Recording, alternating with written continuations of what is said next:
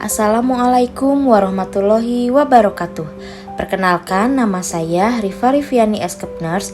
Saya adalah peserta pelatihan dasar CPNS golongan 3 angkatan 2 kelompok C yang diselenggarakan oleh Balai Pelatihan Kesehatan Cikarang tahun 2022. Saat ini saya bekerja di Rumah Sakit Umum Pusat Dr. Hasan Sadikin Bandung sebagai perawat ahli pertama di ruangan anturium atau di unit perinatologi.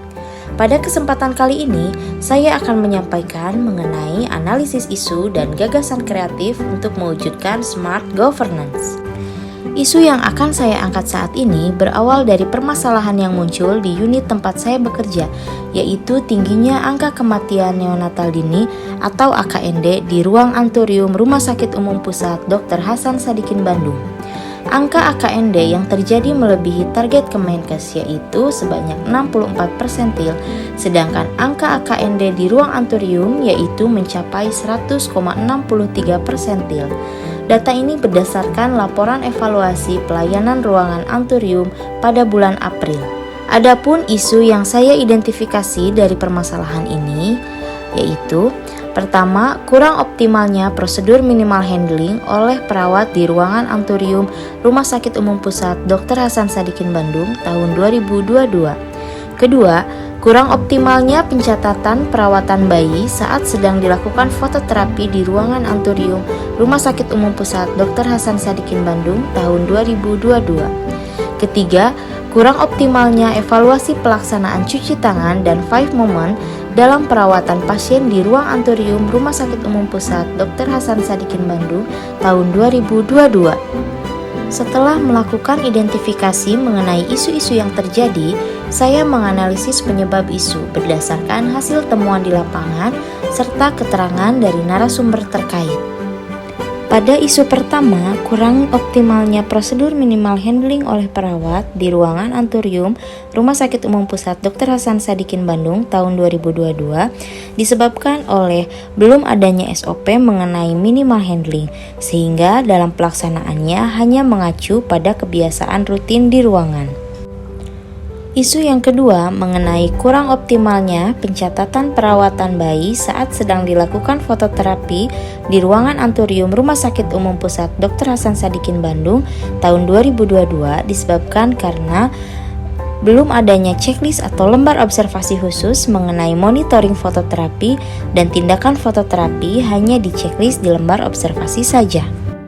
Penyebab isu yang ketiga mengenai kurang optimalnya evaluasi pelaksanaan cuci tangan dan 5 moment dalam perawatan pasien di ruang anturium Rumah Sakit Umum Pusat Dr. Hasan Sadikin Bandung tahun 2022, yaitu berdasarkan hasil observasi di lapangan menunjukkan bahwa belum semua perawat patuh dalam melakukan cuci tangan dan 5 moment cuci tangan.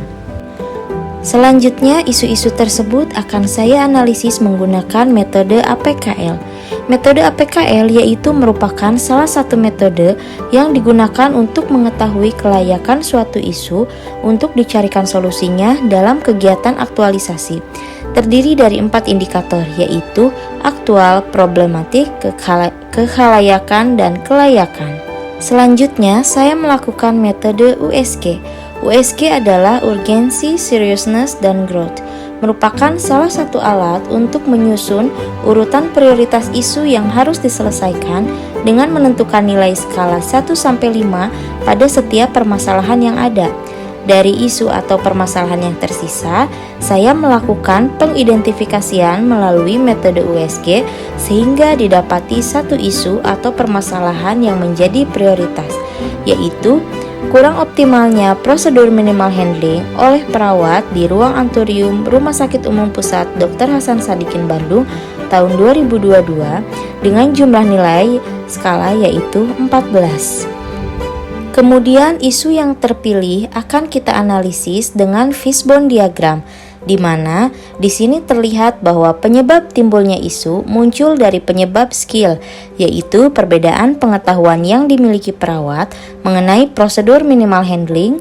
Penyebab surrounding atau lingkungan, yaitu perawat belum melaksanakan prosedur minimal handling secara optimal. Penyebab sistem, yaitu belum adanya sosialisasi secara menyeluruh pada perawat ruangan mengenai pentingnya prosedur minimal handling.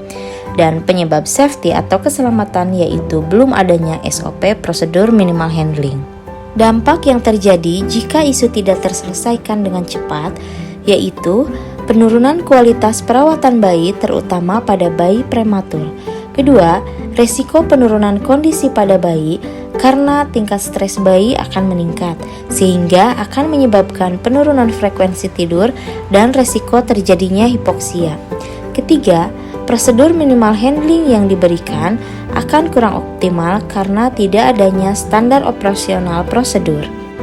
Kondisi yang diharapkan dari belum optimalnya prosedur minimal handling yaitu perawat melakukan prosedur minimal handling secara optimal dan bertambahnya pengetahuan perawat mengenai prosedur minimal handling dan mengimplementasikan dalam tindakan keperawatan.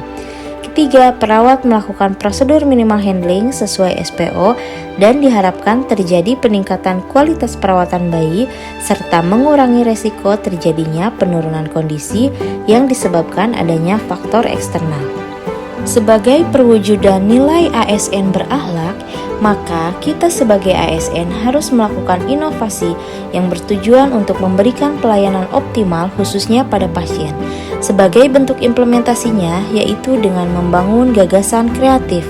Pada isu yang saya angkat, gagasan kreatif yang saya lakukan adalah sosialisasi.